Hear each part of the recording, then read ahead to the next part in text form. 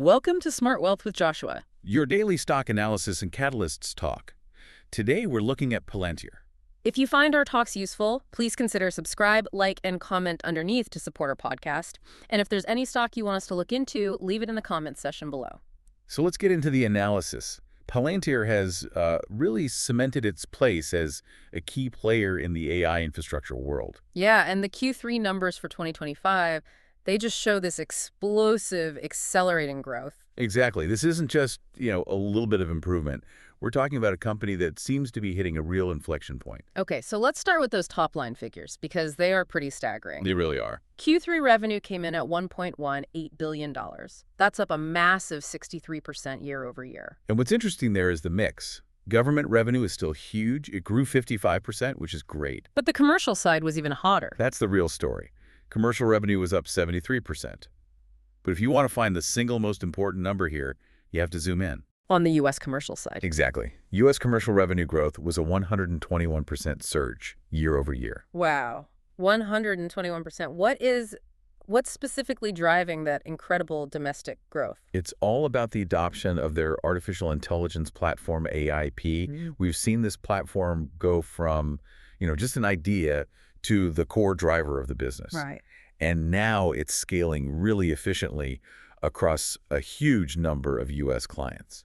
It tells you the market is moving past just playing around with AI. So companies are ready to commit to real infrastructure now. Yes, they're ready to operationalize it.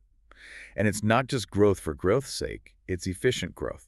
That's the key differentiator, right, in Yeah. the software space. So what do the margins look like? The operating leverage is just phenomenal. Adjusted operating margin hit 51% in Q3. 51%. And this is where we should probably talk about the rule of 40 for a second. Yeah, that's kind of the gold standard for software companies, isn't it? It is. The rule says your revenue growth rate plus your profit margin should add up to 40 or more, So Palantir had 63% growth and a 51% margin. which gives them a rule of 40 score of 114. 114. That's almost 3 times the benchmark. It puts them in a truly elite tier. It shows they have serious pricing power and very little friction in getting adopted. Okay, but wait, if they're hitting a score of 114, why are analysts only forecasting, around 41% revenue growth for 2026? Does that feel low? Well, history suggests they consistently beat those more conservative analyst estimates. The market sentiment is, I think, just now catching up to how fast commercial demand is accelerating. Which is why the company raised its own guidance. Right. The full year 2025 revenue guidance midpoint is now at $4.4 billion, which implies 53% year-over-year growth. A huge jump. And the earnings outlook is just as strong. It is. EPS forecasts show about 78% growth in 2025 and then still a very strong 51.9% in 2026. And we've seen a ton of upward analyst revisions recently. What was it, 24 of them? 24 upward with 0 downward. I mean, that tells you there's a fundamental re-rating of the company's potential happening on Wall Street. Okay, that growth is impressive. But it brings us to the core question. If they're growing this fast, this efficiently, what is the competitive moat? What are they doing that competitors can't just copy? The moat is really built around their 3 platforms, AIP, Foundry, and Gotham. And the main protection is just incredibly high switching costs. High switching costs can sometimes be, just marketing speak. What makes their platform stickier than a competitor's AI tool? It's the depth of the integration. These platforms don't just sit on top of a client's IT system. They become woven into the client's entire operational workflow. They create a digital twin of the business. Exactly. And that becomes proprietary IP, especially with their deep roots in government contracts, which are still 55% of their revenue. So they're not just selling a software license. They're selling an operating system for the whole company.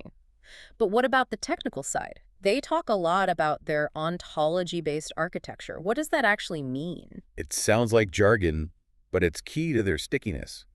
Think about it this way. A big company has hundreds of different data systems: sales, inventory, HR. And none of them talk to each other. Fragmented data. Right. The ontology acts like a master translator. It takes all that data and instantly understands how it all relates in the real world. That's how it builds that complete digital twin. And because they have over 200 pre-built connectors. It allows for low-code AI deployment.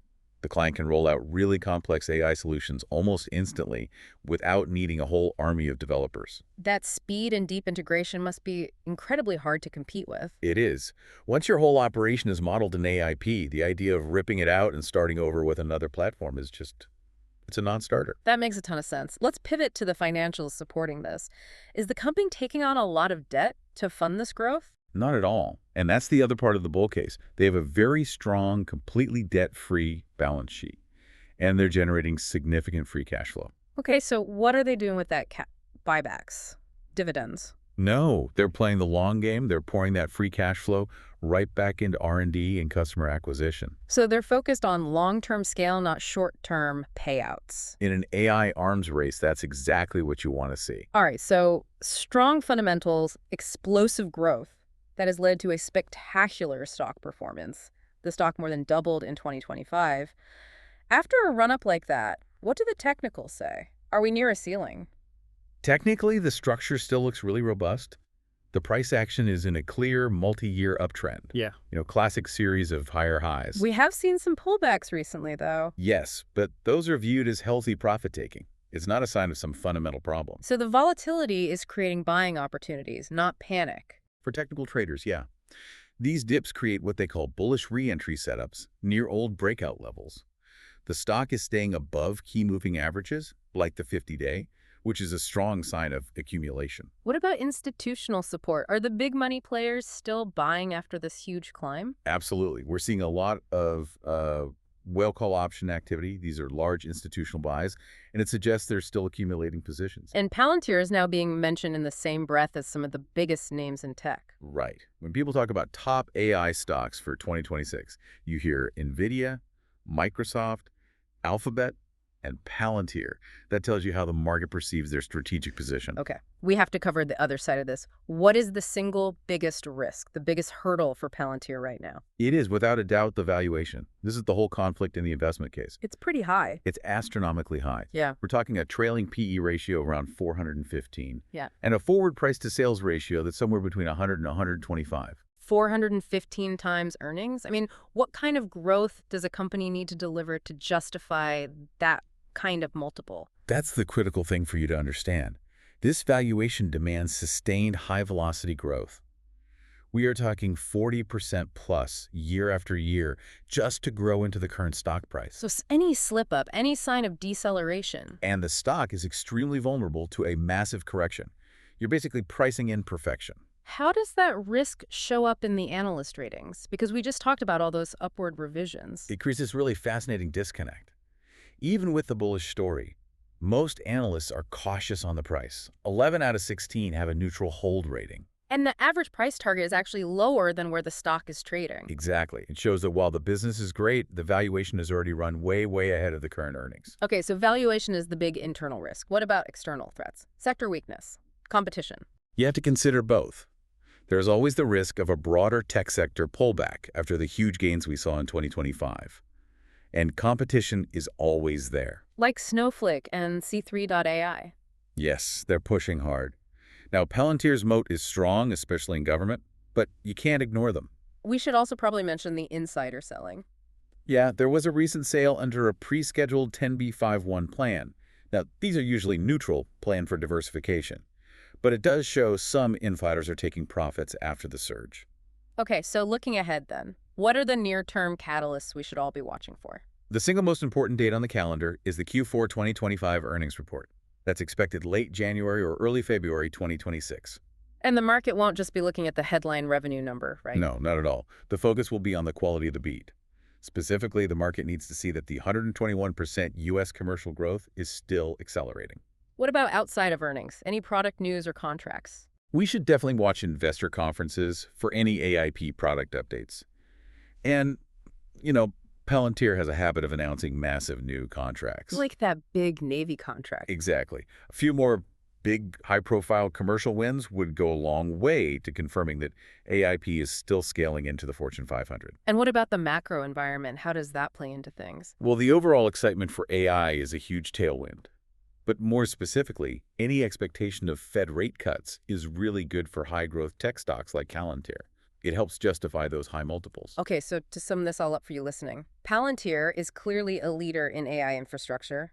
The commercial growth is massive, the product is sticky, and the balance sheet is clean. That's just one side of it. The other side is the tension created by that sky-high price tag. That 415 PE ratio is the hurdle they have to clear every single quarter. The consensus seems to be leaning bullish, though, seeing it as a multi-year hold and using any dips as a chance to accumulate. It does, which I think brings us to the final provocative question you should be thinking about. The key question is this.